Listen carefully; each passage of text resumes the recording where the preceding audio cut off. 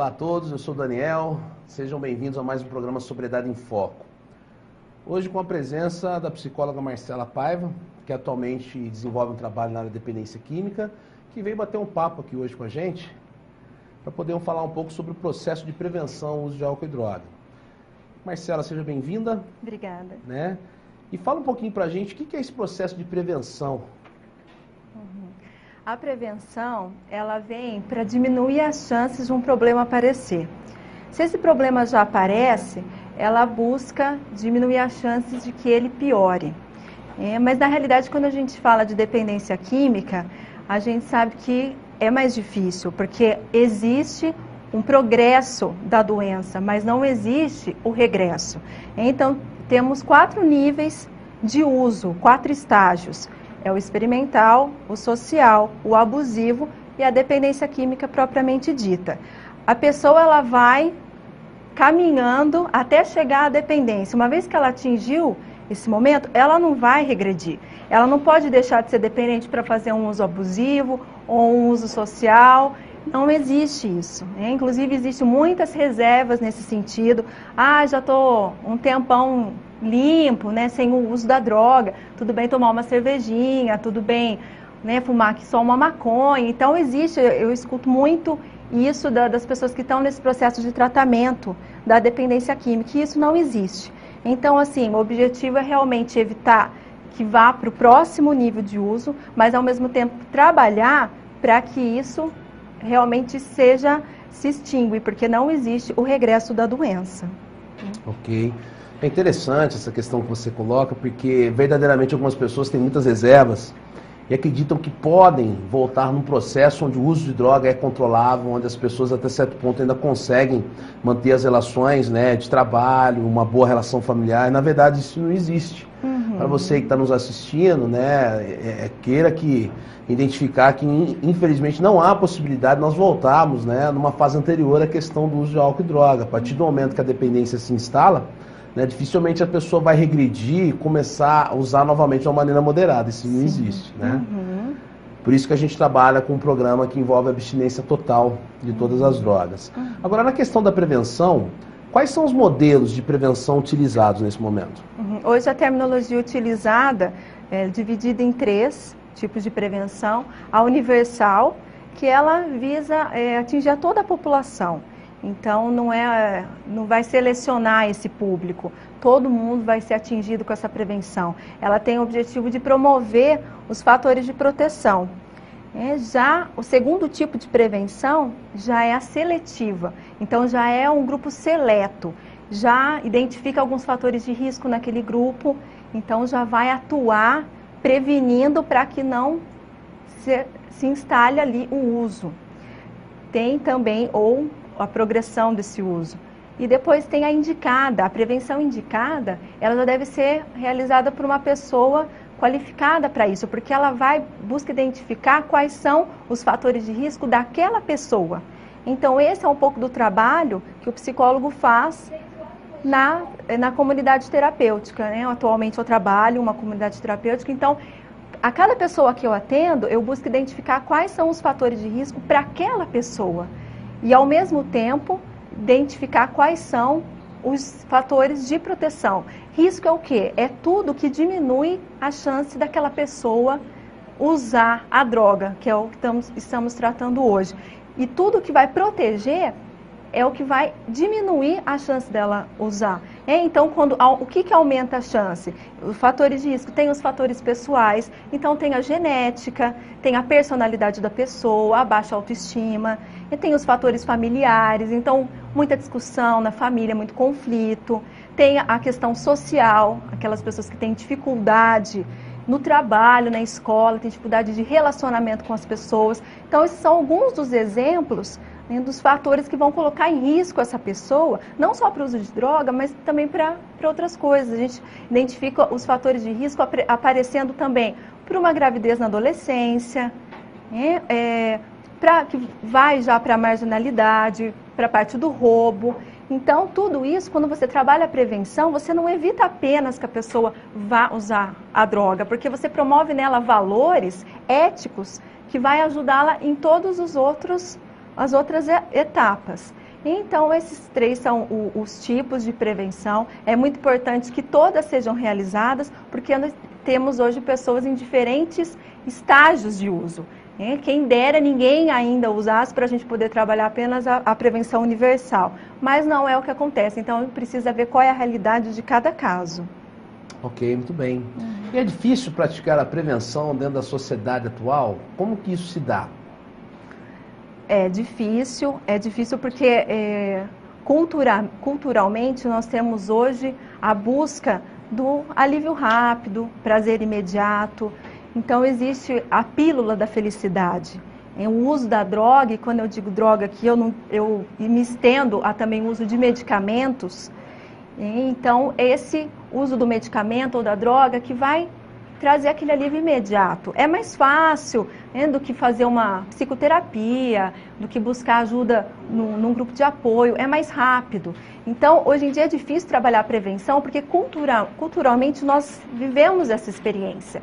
A gente vê na mídia, a gente assiste uma novela, vê a pessoa chega estressada do trabalho, já enche lá o copão com uísque, coloca um gelo, estou me sentindo ansiosa, toma aqui, estou nervosa, toma um calmante, olha o remedinho. Então, isso vai sendo promovido e as pessoas vão crescendo já com essa ideia. Que para que eu vou sentir dor, para que eu vou ficar incomodada com alguma coisa, por que eu vou sofrer com algo se existe uma substância psicoativa que eu vou tomar, que eu vou fazer uso e que vai resolver. Só que isso é um alívio imediato, simplesmente vai aliviar naquele momento. Então, o importante é que a pessoa busque uma ajuda para que ela possa trabalhar seus conflitos, suas limitações, para que isso seja algo que seja permanente, uma mudança, e não apenas um bem-estar temporário. Então, é muito difícil trabalhar a prevenção. As pessoas não querem muito pensar e ter que elaborar, e nada que requeira um pouco mais de tempo. Ok. E onde que a prevenção começa, né? Em que instituição isso começa? Como que é o início de todo esse processo? A prevenção ela deve começar na instituição da família, dentro de casa. A família, antes mesmo de ter os seus filhos, o casal, ele já deve conversar para saber quais são os valores, tradições que são importantes, que querem ser passados para aquelas crianças.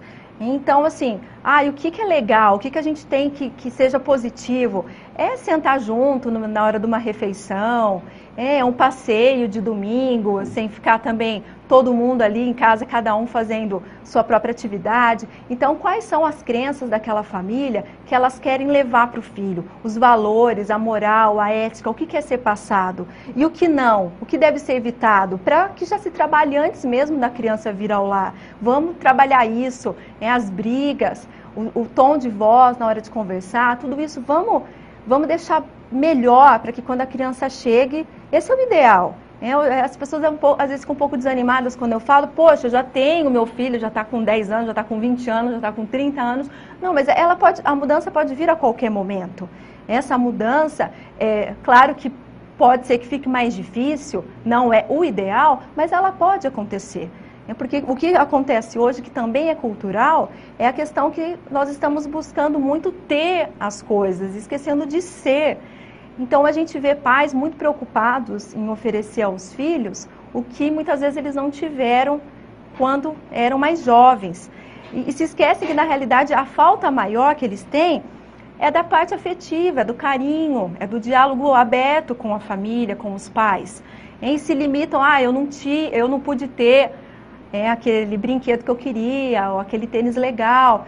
E aí os pais vão se sobrecarregando de uma maneira nos seus trabalhos que falta tempo para ter essa qualidade com o filho, esse momento do brincar junto, do conversar, do simplesmente estar junto.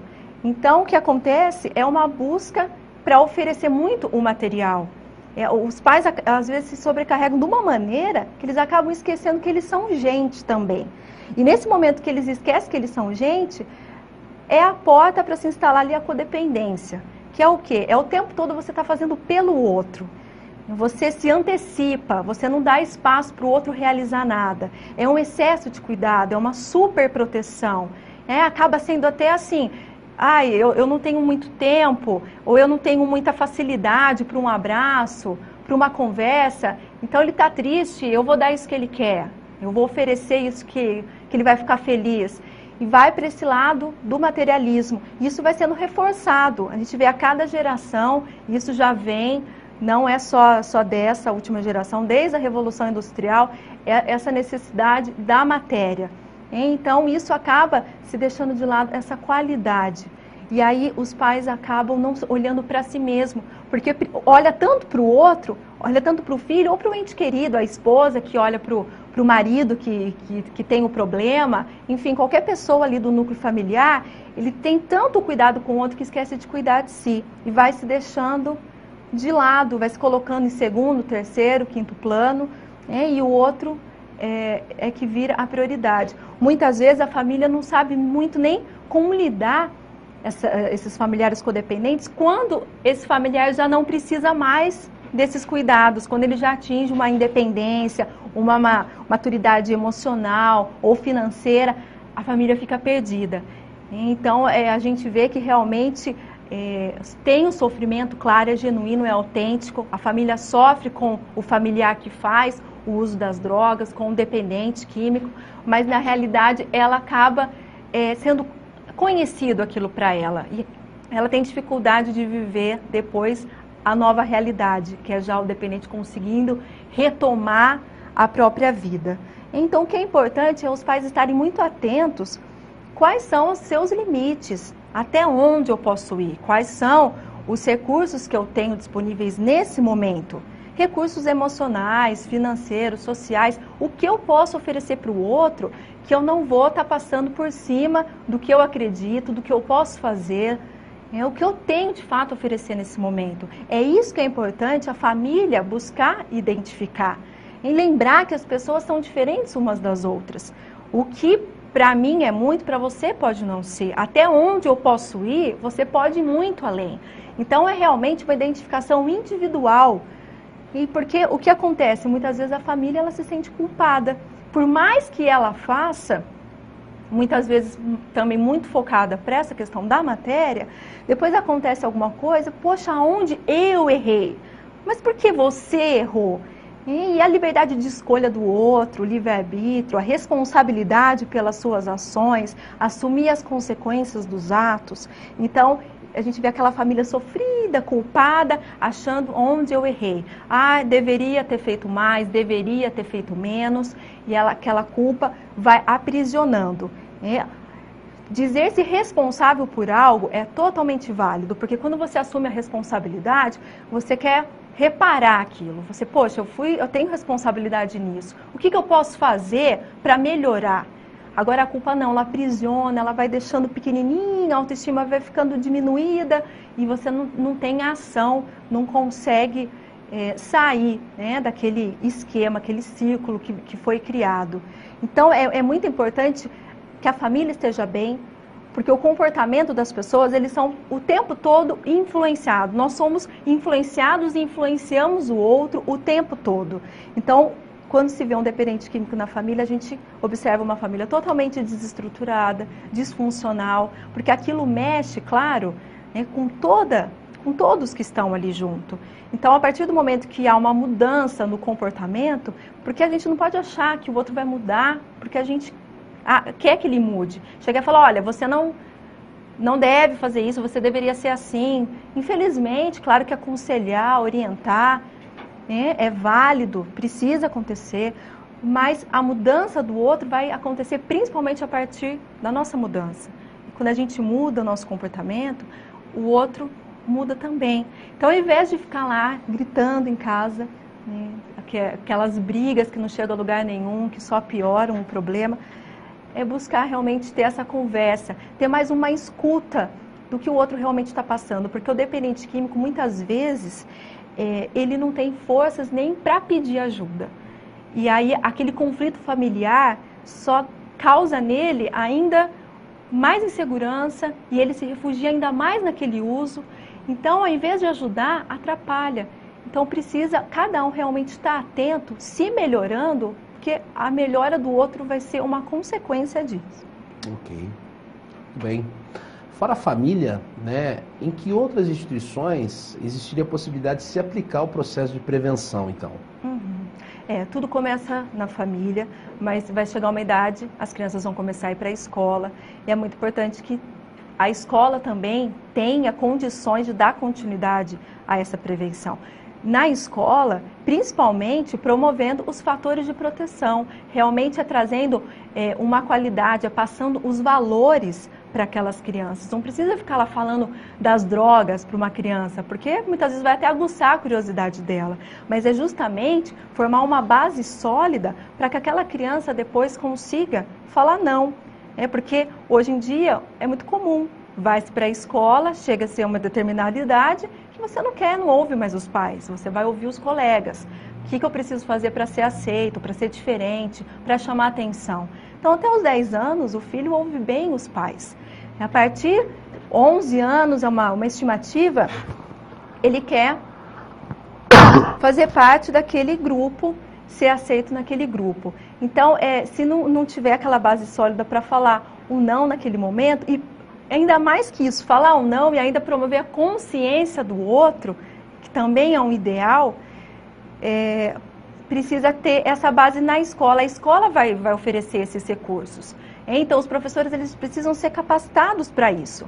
Hoje em dia, temos no Amor Exigente, que é um grupo, né, de ajuda para familiares, que já existe uma disciplina dentro das escolas, tem várias escolas que já têm isso implementado no currículo básico, e aí os professores têm a capacitação e trabalham essa disciplina com a criança. Então, ela vai sendo educada já desde pequena, a ter a sua personalidade fortalecida, reconhecer, olha, isso não é bom para mim, não é legal. Então, a escola é muito importante. Importante ter essa parceria entre professores e familiares também, sempre falando a mesma linguagem, é um trabalho em conjunto.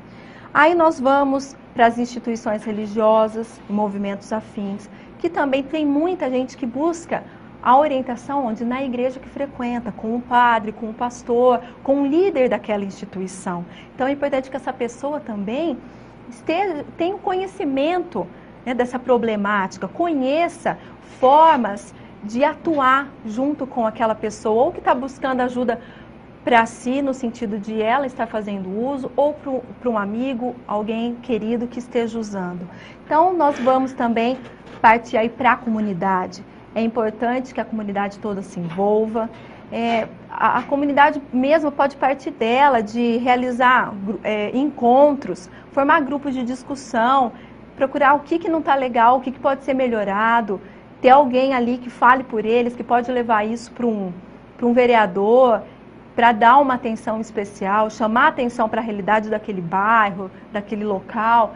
Então, todo mundo pode participar dessa prevenção. Ok. E qual a importância dos grupos nessa ajuda à prevenção? Os grupos, eles funcionam, eles ajudam nesse processo todo que envolve a prevenção, porque geralmente o grupo já trabalha quando existe uma realidade instalada, né? Agora, os grupos para familiares também têm toda essa política, né, de trabalhar o processo de prevenção. Como que é isso dentro dos grupos de autoajuda aí? Essa é uma realidade que vem sendo modificada. Eu falo do Amor Exigente, que é um grupo do qual eu faço parte. Há 30 anos, quando ele veio para o Brasil, pelo Padre Haroldo, realmente ele tinha esse caráter de trabalhar o problema já instalado. E hoje em dia isso vem sendo alterado, trabalha-se muito a prevenção universal, que visa atingir toda a população. Claro que não deixa de atender, porque como eu falei, existem todas as realidades. Não deixa de atender a família, que é o nosso principal público hoje, é aquele que chega já, nossa, num estágio bem comprometido. Mas o ideal seria que as pessoas fossem buscar essa ajuda antes mesmo de qualquer problema acontecer, porque como eu falei, previne-se diversas outras coisas. E o programa, né, do Amor Exigente, ele busca principalmente a qualidade de vida da pessoa. Então, precisa ter alguém fazendo uso de droga para eu buscar, eu preciso estar fazendo uso? Não, claro que não. É buscar uma melhor qualidade de vida. Então, não precisa ter nem mencionado a questão da droga para se buscar uma ajuda, porque realmente ali você vai ter uma orientação, você vai ter um apoio, vai aprender algumas coisas para serem praticadas em casa, que vai ajudar muito em relação a essa codependência, que não é só o familiar que tem a pessoa usando a droga para se dizer codependente. Então, vai ajudar ali a importância das regras, dos limites, né, de uma disciplina dentro do lar, do diálogo, da conversa para o lado racional, deixando a raiva de lado, escolhendo o melhor momento para conversar. Então, é uma série de fatores que vai modificar a vida da pessoa. Ela vai ter uma melhor qualidade de vida. E ela buscando ajuda, ela vai ter a autoestima dela melhorada, vai ter uma série, né, se relacionando com pessoas, trocando experiências, uma série de fatores que vai contribuir com ela e como também eu falei da influência do comportamento sendo realizado, ela vai para casa melhor e vai automaticamente melhorar todo o relacionamento dentro de casa. Então, nós temos o grupo do Amor Exigente, temos o Naranon, temos o Alanon, que são para os familiares, amigos. Depois temos NA, AA, o próprio Amor Exigente, que é para o usuário. É aquela pessoa que está ali buscando uma nova vida para ela, né? Buscando condições para viver de maneira diferente, com melhor qualidade de vida. E também é mais uma ferramenta. A pessoa vai encontrar uma ajuda em casa, vai encontrar na igreja, vai encontrar no grupo, vai encontrar numa psicoterapia. Então, todas essas ferramentas são importantes para se buscar ajuda e trabalhar essa prevenção, ou evitar que apareça, ou se já tiver instalado, diminuir a possibilidade de que piore, e promovendo toda esses fatores que vão também trazer uma qualidade de vida melhor para essa pessoa. Ok. Muito obrigado também, Marcela. E gostaria se você pudesse deixar alguma mensagem para a gente, dizer também atualmente onde você está trabalhando, se você quiser deixar um telefone de contato também, fique à vontade. Obrigado pela tua entrevista aí, por toda essa questão que envolve aí a prevenção e esse trabalho que você tem desenvolvido. Não, é um prazer estar aqui. Eu gostaria de falar para as pessoas que quando elas se veem envolvidas nessa problemática, realmente é difícil. Sozinho é muito complicado. Então, para que não sintam vergonha de buscar ajuda, não pague para ver, não espere, eu acho que vai melhorar, eu percebo uma diferença. Não, busque ajuda o quanto antes, utilizando todas essas ferramentas que foram citadas, se fortalecendo, porque isso vai fazer diferença. Então, inclusive, eu me coloco à disposição. Atualmente, eu trabalho numa comunidade terapêutica, aqui em Cosmópolis mesmo. Tenho também o consultório particular em Arthur Nogueira. E eu vou deixar o meu telefone, caso alguém tenha interesse, entrar em contato. É 9363-2535. E eu agradeço muito a oportunidade de estar aqui. Ok. Mais uma vez, obrigado a todos aí, os internautas. E até o próximo programa Sobriedade em Foco.